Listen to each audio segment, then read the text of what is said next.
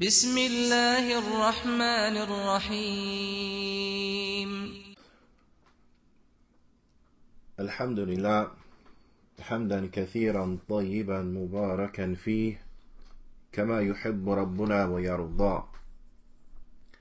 أشهد أن لا إله إلا الله وحده لا شريك له وأشهد أن محمدا عبده ورسوله صلوات الله وسلامه عليه. أما بعد،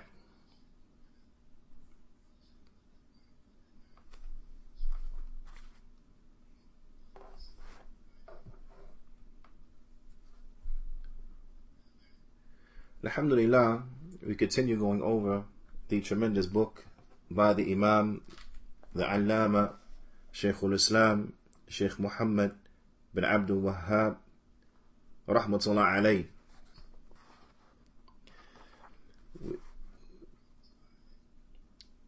We had left off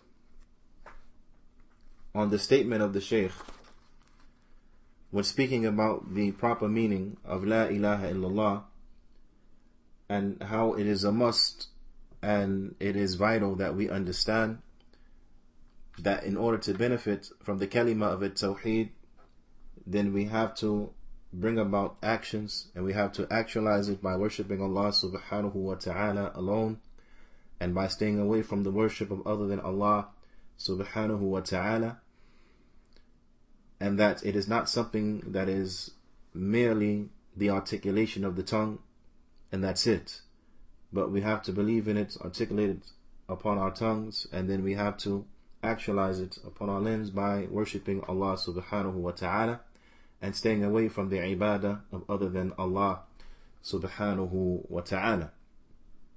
Naam.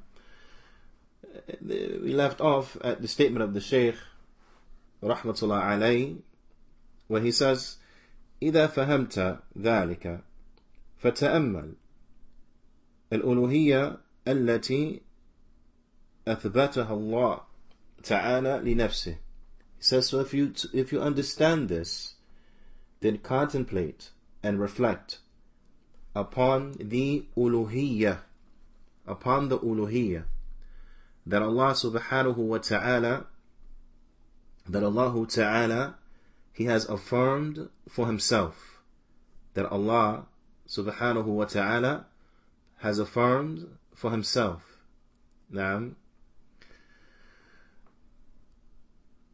ونفاها عن محمد صلى الله عليه وسلم وجبريل وغيرهما أن يكون لهم منها مثقال حبة من خردل. He said, and Allah has negated this uluhiyya. Allah has negated this uluhiyya from Muhammad sallallahu alayhi wasallam, and also from Jibreel alayhi salatu wasalam, and other than them. Naam. That they will share in it even the like of a mustard seed. Meaning that there is no portion of ibadah. There's no portion of uluhiyya. Naam. And I want everyone to understand, al-uluhiyya, what does al-uluhiyya mean? What does that mean? We could utilize another word for it so that we can better understand. And that word is al-ibadah. Al-ibadah. Naam. So you will find that some of the books of Tawheed, they refer to this category of Tawheed as Tawheed al-uluhiyya. Naam. Tawheed al-uluhiyya. Because Tawheed is of three categories. Remember? Tawheed is of three categories. Tawheed al-rububiyyah. And secondly, Tawheed al-uluhiyya. and Tawheed al-Asma' wa Sifat. These are the three categories of Tawheed, and there is no fourth category. Naam, there is no fourth category. As all of the concepts of Tawheed, then they enter into these three categories. The second category, Tawheed al-Uluhiyya, it is also called, you may find it in some of the books from the ulama, where they refer to it as Tawheed al-Ibadah. Tawheed al-Ibadah. Naam. So Uluhiyya, it is Ibadah. Al-Uluhiyya, it means al-Ibadah. Naam. So when we go back to this now, we see that Allah subhanahu wa ta'ala has negated al-Uluhiyya. He has negated al-Ibadah from the Prophet sallallahu alaihi wasallam and from Jibreel, meaning that there is no portion of worship that belongs to Muhammad sallallahu alaihi wasallam. There is no portion of worship that belongs to Jibreel alayhi salatu wasalam. But all worship belongs to Allah and to Allah alone. Naam. The Shaykh Salih al-Fawzan hafidhahullah ta'ala, and commenting upon this, he says, Al-Uluhiyya ma'anaha al-Ibadah. Al-Uluhiyya, the meaning of it is what? Al-Ibadah. Naam, al-Ibadah. ومن هذا غلط كثيرون تفسير لا إله إلا الله وفسروها بغير تفسيرها. He said, and from this standpoint, many people have erred. Many people have erred and are grievously mistaken in their explanation of La ilaha illallah, meaning in their explanation of the meaning of La ilaha illallah, and they explain it with an explanation that is not the proper explanation. And this is what the Shaykh means when he says فَسَّرُوهَا بِغَيْرِ تَفْسِيرِهَا. They explain it with other than its explanation.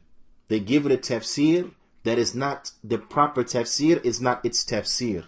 So they explain it with an explanation that is wrong, it is erroneous, it is not correct. وَمِنْ ذَلِكَ, and the Shaykh hafidhahullah ta'ala, he's going to comment on some of these tafsir that is given to the Kalimah of La ilaha illallah from those tafsir that are erroneous and that is not correct. And he's also going to mention the true tafsir of the Kalimah of La ilaha illallah, the true explanation and the true meaning of La ilaha illallah. Naam. But I want you to understand that what is going to be mentioned here, it is not everything perhaps that is said about La ilaha illallah. And this is why the Shaykh, he says, وَمِن ذَلِكَ, and from that. Now, the first one we want to look at,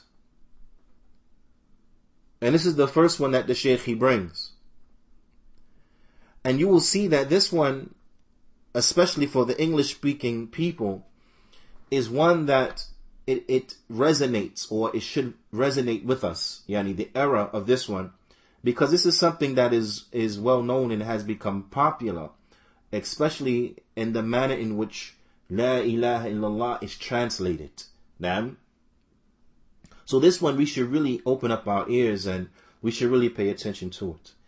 And this will be the time that if any of the listeners, if they do not have in front of them a pen and a paper, for them to grab a pen and to grab a paper, because we really want to be of peoples who are benefiting from the likes of these classes, as I'm sure there are many people who are listening to this who they have heard this topic being discussed before. For those whom it perhaps is their first time in which they have ever heard the likes of this, then of course they are excused from that which is being said at this particular moment. However, we still encourage them to have a pen and a paper so that they don't fall into that which maybe others of us who have fallen into, those of us who have heard this topic before, but are not perhaps as proficient in it as we should be.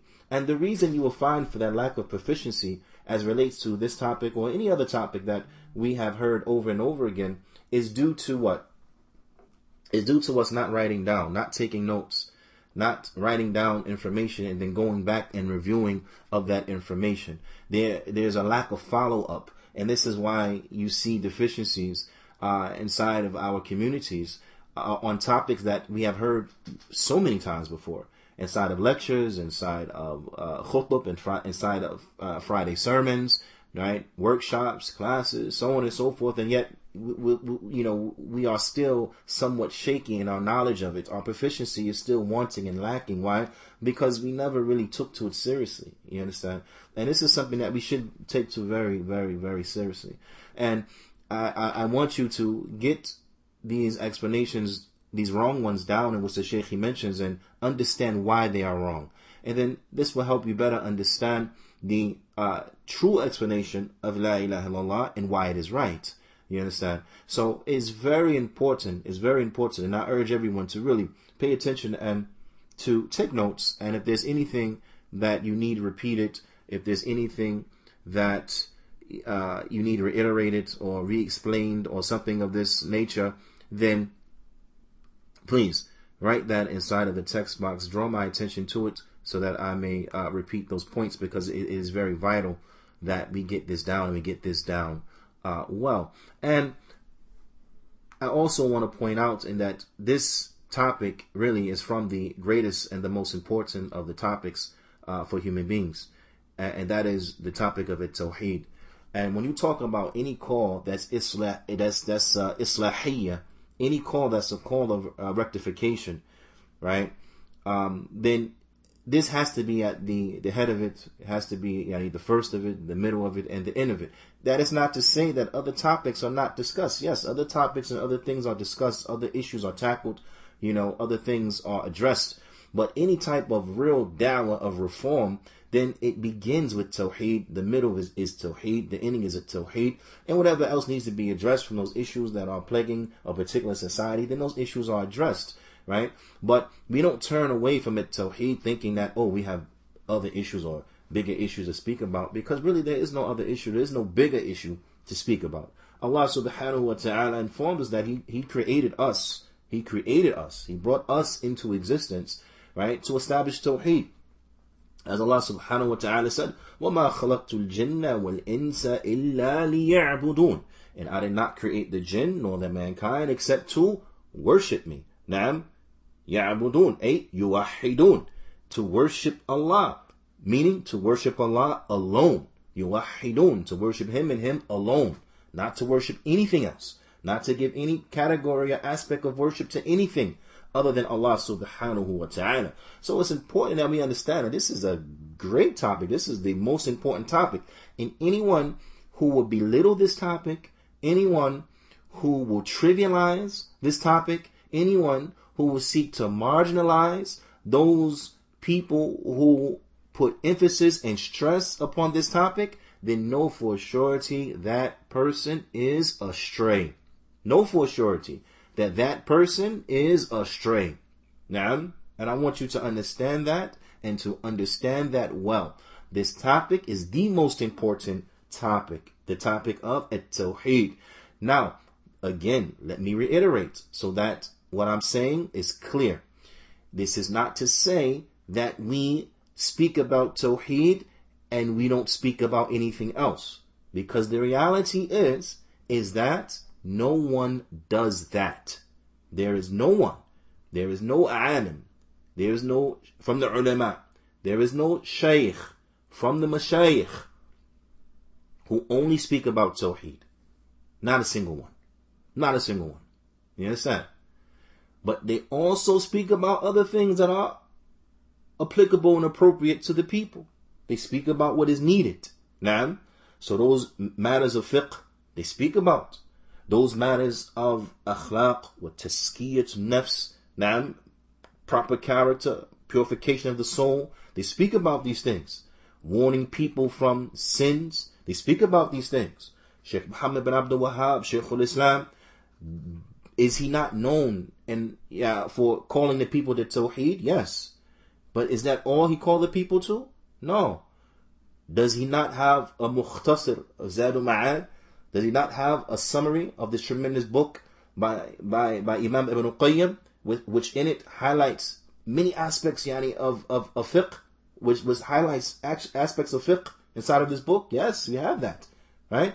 Does not the Shaykh have his book of Kaba'ir, collection of hadith which speak about the major sins, warning people from falling into these major sins, calling people to rectify their moral character, and so on and so forth? Yes, he has that. You understand? And this is Shaykh al-Islam. So who from the Mashaykh only speak about Tawheed? So be careful of those individuals who paint for you a picture that does not exist. You understand? Be careful of those individuals who paint for you a picture that does not exist.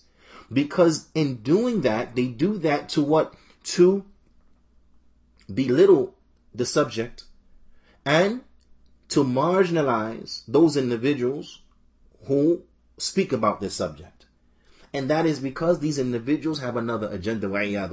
But in any event, I digress. Let's go back to what we was talking about. The Shaykh Fawzan, hafidhullah ta'ala, he mentions from the first explanation, from the first erroneous explanation that is given to the Kalimah of La ilaha illallah. And again, this is one that we should pay very close attention to, especially how the Kalimah has been translated into the English language. Okay? Traditionally, we'll say traditionally. It's only in the past few decades that there has been a better translation, a more accurate translation, a true translation of it. But prior to that, it was translated with a translation that was built upon an erroneous understanding of its explanation. And we're going to see. The first one the Shaykh he mentions is Tafsir أهل الوحدة الوجود لكلمة التوحيد. It is the tafsir of the people who believe in a oneness of existence. And it's going to become more clearer what is meant and intended by that term. Wahdatul wujud. That the existence is oneness of existence. And again, that kalima will become known, that term will become known more clearer what is intended by it. Our takeaway from this is to know that the individuals who bring forth and produce this explanation are individuals who hold this belief. They hold this creed. And that is a creed in what? In the oneness of existence. Okay? These individuals, you will find this belief prevalent amongst the extreme Sufis. And those Sufis, those extreme Sufis, who the ulama have declared them as being kuffar, as being disbelievers. Because this concept is a concept and a creed that is a creed of disbelief and a concept of disbelief, as I will point out to when the time comes shortly, that this concept is a concept that the kuffar believe in, and thus is a justification for what they do. Okay? And thus is a justification for what they do. But inshallah ta'ala, as we go, it'll become clearer, inshallah ta'ala. I just want you to keep that in your mind.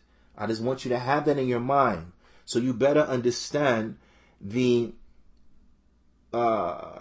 danger of this explanation of the kalima of La ilaha illallah.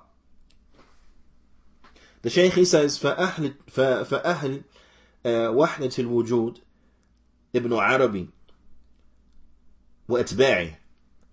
The people of this belief in the oneness of creation, or the oneness of existence, we should say, the oneness of existence, then This is like Ibn Arabi. This is like Ibn Arabi and his followers. يقولون, they say, لا إله إلا الله. That لا إله إلا الله means لا معبود إلا الله. That لا إله إلا الله means there is no ma'bud except Allah. Let's stop here for a minute. Let us look at this. Let us break this sentence down so that we can better understand. Ma'bud. This means that which is worshipped. Naam. Al-ma'bud, that which is worshipped, that which is taken as an object of worship. Now, of course, individuals worship things that they deem fit to be worshipped. They worship things that they consider they have a right to worship for whatever reason, whether that reason is true or not, right? Because now we don't want to get into whether they worship in truth or not. That's not the point at this moment. I just want you to understand the word, the functionality of the word. Yani al-ma'bud is something that is worshipped. It's something that is taken as an object of worship. A synonym for this word ma'bud is what? Is ma'luh. Ma'luh. And the word ilah, na'am, ilah, yani you understand from it what? Ilah, a ma'luh. A god, right? A god, ilah. A god, a ma'luh. That which is worshipped. An object of worship that people have taken to worship. And of course, they take it to worship because they feel that it should be worshipped. Okay? Ma'bud means the same thing. Ma'bud, that which is worshipped. That which is worshipped. What do you refer to it as being? You refer to it as being what? God. A god, correct? A god. Wait. So when you go back, let us go back now to what they say it means. La ma'bud illallah. There is no ma'bud except Allah. A ma'bud is that which people have taken to worship, an object of worship. And of course, they worship it because they feel it should be worshipped. Now, that sentence, an object of worship, or that which people have taken as an object of worship, right? Or something that is worshipped by a people. If we had to sum that up into one word, what would we refer to that thing as being? As what? A god. A god. Correct? So, if we look back now at what they say, and they say it means, La ma'bud illallah. There is no ma'bud. So that sentence, we're going to break it down to one word, and that is what? God. There is no God illa except Allah. There is no God except Allah. There is no God but God. That's an old translation, right? See, we say old because alhamdulillah, Allah Ta'ala has guided us to the Kitab and to the Sunnah. Okay, so we say old translation because this was a translation this was the only translation that you will find if you go back to the 80s, You go back even the early 90s, in many quarters. This was the only translation you heard that was in English. There is no God but Allah. And then others, due to them trying to use familiar terms and verbiage with non-Muslims, then they will say there is no God but God. This was you always heard this in all the books, the pamphlets. This was written. It was only in the 90s, and you would say from the mid 90s that what we now become familiar with, none has the right to be worshipped in truth except Allah. That started to become a little more popular. However, it's only popular amongst people who are leaning towards the Sunnah and reading books of that nature. There's still to this day translated all over outside of communities that are leaning towards the Sunnah or outside of Salafy communities, right? And they still translate it like this to this day. There is no God but God. There is no God but Allah. Wa'iyadu billah. And this is very dangerous. And we're going to see why this is very dangerous. And we're going to see why this is related and connected to their belief that the existence is one. Okay? That their belief that the existence is one. But yeah. Another way that they articulate this concept in their false explanation of it is that they say, "Aw la ilah mawjood illallah." They say that there is no ilah. Okay, now we're going to translate ilah as what? As God. There is no God in existence, mawjood, except Allah. There is no God in existence except Allah. Again, we have to go back to the language. I want you to understand the term. Remember, ilah, what is translated as God. If you had to define that and to explain that, then that becomes what? Al-ma'bud, al-ma'luh, that which is worshipped. Okay? So now let us interchange that. Remember before we interchanged the definition for the word? Okay, now we're going to interchange the word for the definition so that we can better understand. Because in essence, the concept is interchangeable. And I don't want to confuse anyone, but let's go back. So if we say there is no ilah, meaning there is no object of worship. There is what? Nothing that is worshipped in existence except Allah. There is nothing that is worshipped in existence except Allah. This is also what is understood. This is what is understood actually by both meanings, by both phrases. This is what is understood by both phrases. When you say there is no God but Allah, then you're saying that there is nothing worshipped except Allah. Same as saying there is nothing worshipped in existence except Allah. What does that mean? What are the implications of that? What are the implications of that?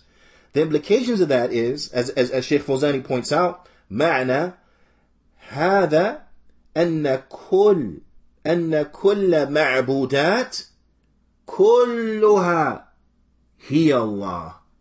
أعوذ بالله. What this means, this is what is very important we understand this, and it's very important as Shaykh Uthaymeen, he used to always say, the meanings of expressions, the meanings of expressions are understood by the words that are used. Because the words that are used, when you put them together in that construction, in that way, point to a meaning. So what is the meaning that these set of words point to? The meaning that these set of words point to of there is nothing that is worshipped except Allah, and that there is nothing worshipped in existence except Allah. What that means is that thus everything that is worshipped is thus Allah. Everything that is worshipped is Allah. This is what that means. You understand? Because as soon as we establish that, wait, there are people who they do not pray to Allah. They pray to Buddha. Or they pray to Krishna. Right? Or they pray to the sun. They pray to the moon. They pray to a statue which they have erected, or whatever the case is. As soon as we establish that reality, then how do we understand this sentence? How do we understand what they're saying? There is nothing worshipped except Allah. Except that what? That they understand that those things that are worshipped that are not Allah, subsequently, it really is Allah. It is Allah. Now, why is that? Why do they understand that? Why do they believe that? They believe that because their explanation of the Kalimah of Tawheed, it stems from their corrupt belief in the oneness of existence.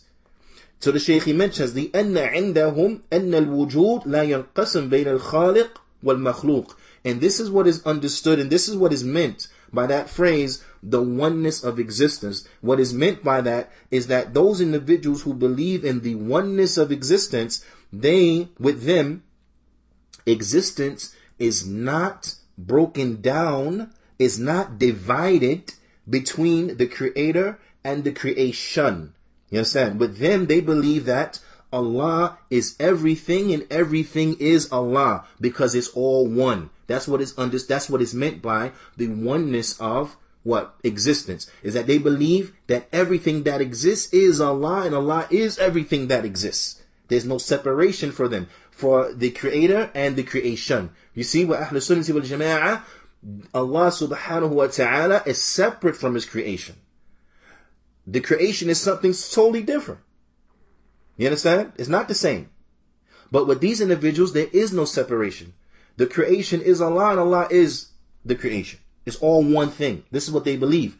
And this is why individuals like Ibn Arabi believe that they were Allah. He believed that he was Allah. Why?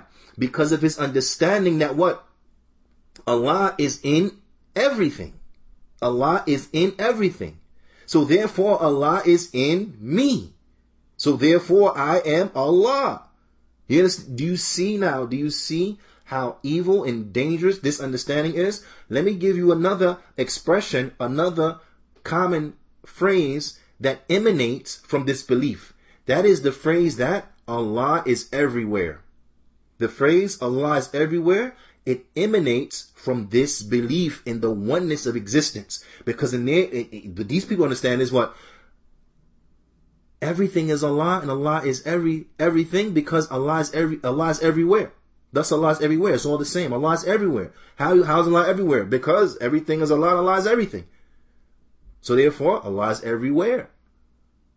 If Allah is everywhere, that means Allah is everywhere. That means Allah is within you. He's within me. He's within the stone, the rock, the tree. Allah is everywhere. He's everything. So being that Allah is everywhere, then no matter what you worship, you still worship in Allah.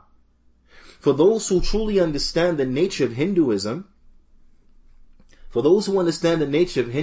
will understand that what? That this is exactly the Hindu belief. All of those manifestations of all of those gods in which they have, they will tell you that all of those were manifestations of the Supreme Being. All of those were manifestations of the Supreme Being. And that an individual who is worshiping the cow, who is not actually worshiping the cow, but he's worshiping the Supreme Being that is inside of that cow. This is what they believe. This is the same belief that the 5%ers, Dr. York's cult, Nation of Islam, and so on and so forth, that they have for who? For the black man. Is that they say that Allah is inside of every black man. Okay? And this is why they refer to the black man as God. Because they say Allah is within the black man. So if Allah is within the black man, then the black man is Allah. And that's why the 5%ers call themselves Allah. A'udhu billah. They name themselves Allah and refer to each other as Allah. Allah musta'an. You know how we say in the adhan and we say in our adhkar, Allahu Akbar, to show you the despicable nature of these people and where this ugly belief takes people. We say Allahu, right? Allahu Akbar. These individuals twisted that and they changed it from Allahu to Allah, you. Right? You. Y-O-U. Akbar. And they utilize that as a greeting to one another. Allah, you Akbar. Talking to one another. Calling each other Allah and then saying you the greatest. A'udhu billah. This is kufr. You see how this is kufr? Anyone who has any ounce of intelligence, when they hear and they understand this concept and this belief, no way will their minds attribute it to Islam. No way. As soon as you hear this, you understand this is the opposite of Islam. This cannot be the statement, or this cannot be the explanation of the statement of La ilaha illallah, because this is in actuality what? The opposite of it. This is the polar opposite of it. The statement of La ilaha illallah is a statement of a Tawheed. This is what they explaining, what they on. This is a statement of shirk. Wa'iyadu billah. Do you understand? This is a statement. So anyway, these individuals, they don't separate between the creation. So anyone who, before we continue, had any doubt on whether or not the 5%ers were Muslim, or whether or not the followers of Dr. York was Muslim, or whether or not the Nation of Islam, that they are Muslims, how? If they believe that the black man is Allah, a'udhu billah, how is that person a Muslim? When did they ever enter into Islam to begin with? For them to have to be expelled from Islam. Okay? Anyway, the Shaykh goes on and he says, Huwa kulluhu, huwa Allah. This is what they saying. This is their belief. This is not true, it's their belief. They say, so therefore everything is Allah. هذا معنى أنهم أهل وحدة الوجود أو أهل وحدة الوجود. And this is the meaning that they are the people who believe in the oneness of existence. يجعلون الوجود يتحد ولا ينقسم. They believe that the existence is one and it does not separate. It's not divided. They believe كله هو الله.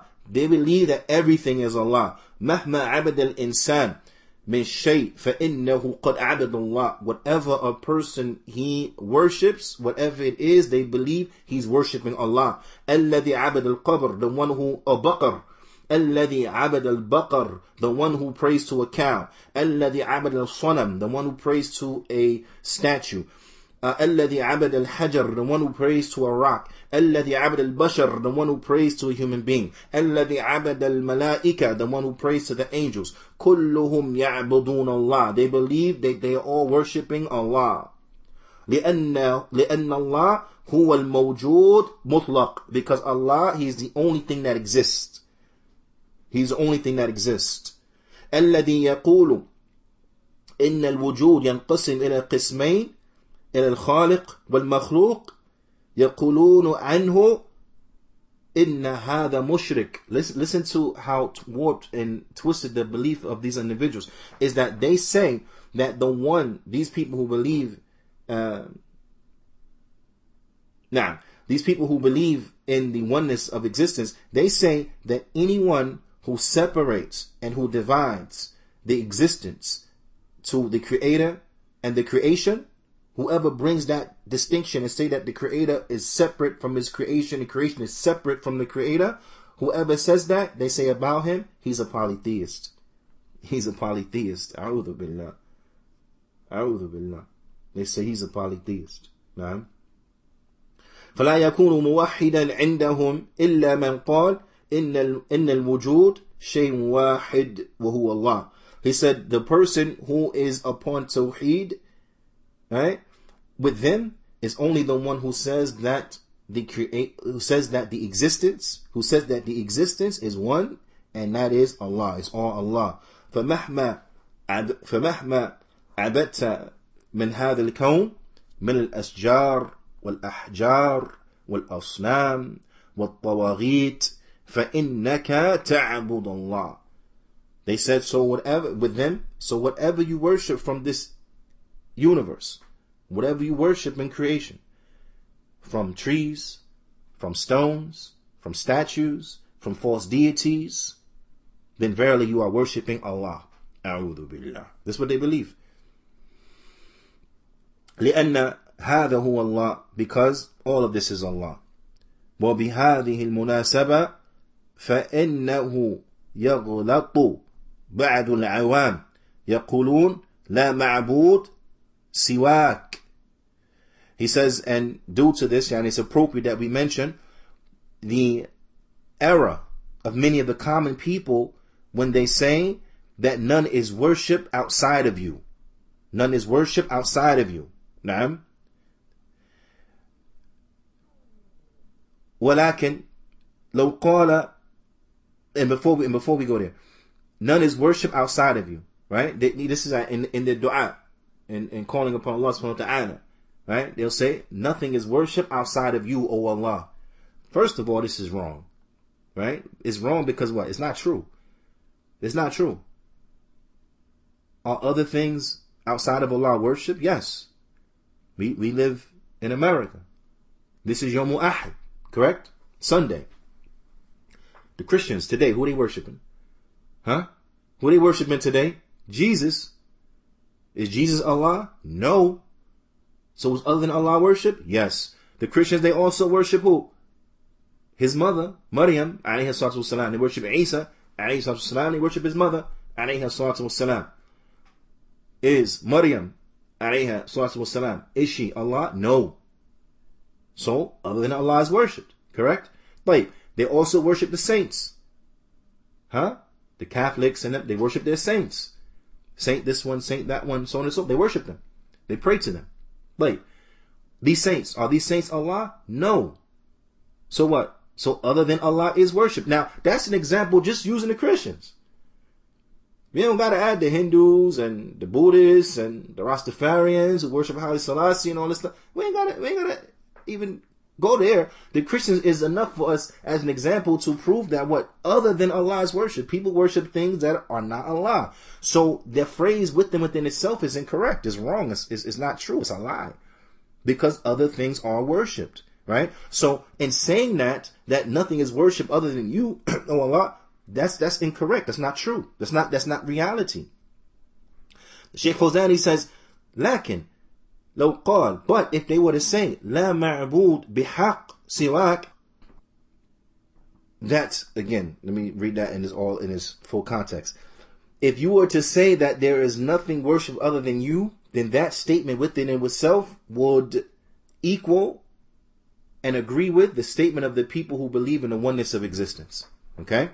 But if you were to add to it and you were to say, La ma'bud bihaq, if you were to say that there is nothing that is worshipped in truth, okay? By adding the word in truth, then that will be correct. By adding the word in truth, that will be correct. If you say, nothing is worshipped in truth except for you, O Allah, that's true. Other things are worshipped, we already established that. But they're worshipped in what? Falsehood. The only thing that is worshipped in truth is Allah subhanahu wa ta'ala. Nothing else deserves to be worshipped except Allah. So those people who worship Isa, alayhi salam, let's stick with the Christians. Those Christians, and they worship in Isa, alayhi salam. Their worship of Isa is what? False. They worship Maryam, alayhi salam. Their worship of Maryam is false. They worship their saints. The worshipping of their saints is false. You understand? We acknowledge that they worship them. Yeah. They worship their saints. They worship Maryam. They worship Isa, alayhi salam. Yeah, we acknowledge that. We don't deny that. But they worship them in what? In falsehood. Because none of them deserve worship. And then we go back to what the example, the two examples that Shaykh al-Islam Muhammad bin Abdul Wahhab mentioned. And those two examples were who? Muhammad and Jibreel. طيب, Muhammad sallallahu alayhi wa sallam, he is a human being, correct? طيب, he's an example. That Muhammad sallallahu alayhi wa sallam doesn't deserve no worship. He deserves no parts of worship. Okay? No worship is due to the Prophet sallallahu alayhi wa sallam. Right? He's a human being. The Prophet ﷺ is the best human being. There's no human being better than the Prophet ﷺ. None. He's the best human being. And he doesn't deserve anything from worship.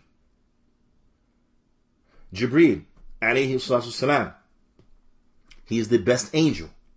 There's no angel better than Jibreel, alayhi salam. And with that, with his high status, and with that, he doesn't deserve anything from worship. Right? He doesn't deserve anything from worship. So, with that being the case, that the best human and the best angel don't deserve anything from worship, then no doubt those who are less than them in status definitely don't deserve anything from worship. You understand? Okay? So, we understand that whatever is worship other than Allah is worship and falsehood. Is worship and falsehood. The only one that is worshipped in truth is Allah. And thus the true meaning of La ilaha illallah is what? La ma'buda bihaqqin illallah. That nothing has the right to be worshipped in truth except Allah.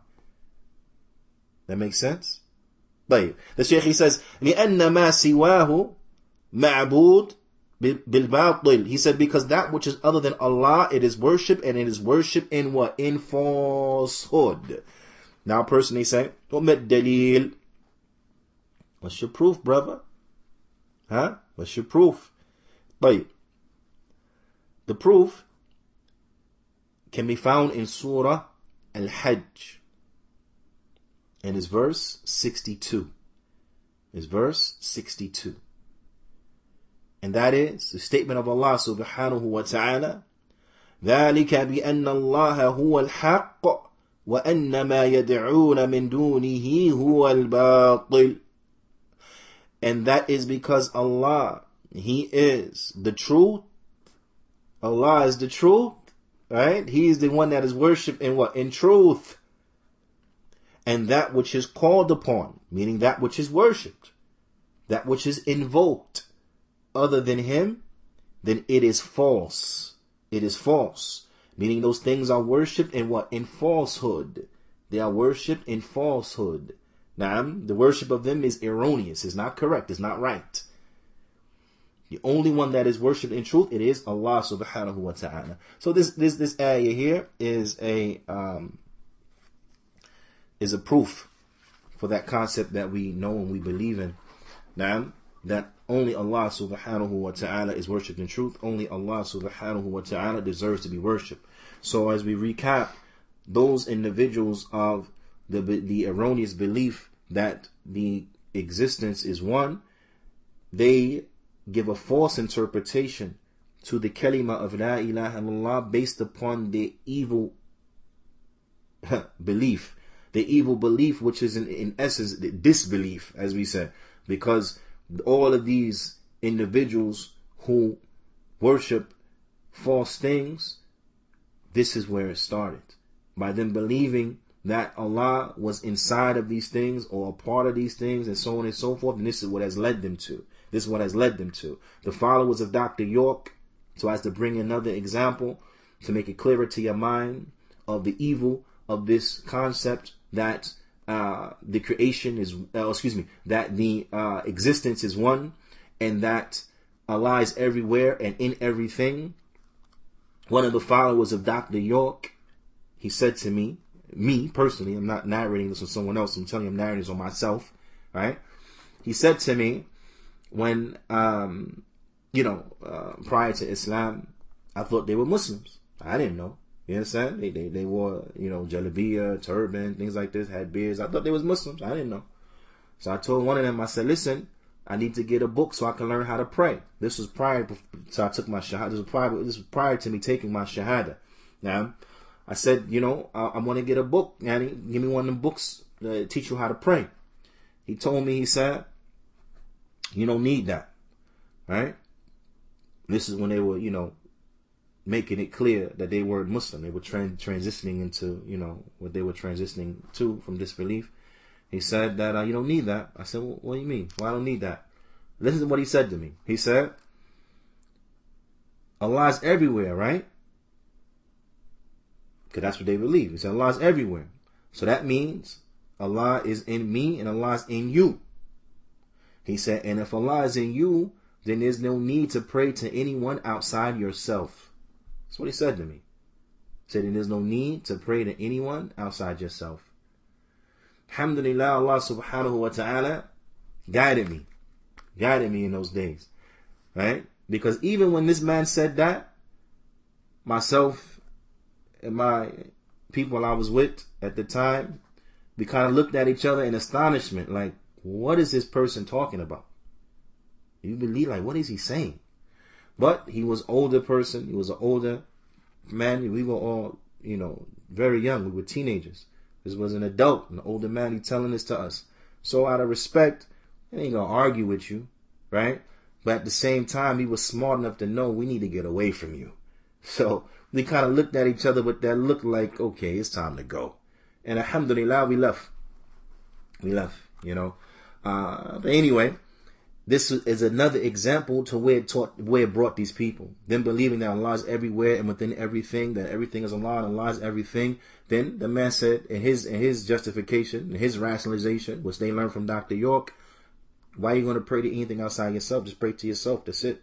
What you need to learn, the rituals of doing this and doing that. Just pray to yourself how you think. A'udhu billah. A'udhu billah. Would you see the evil of this belief? So anyway, these individuals who have this belief, they translate it as, there is no God but Allah.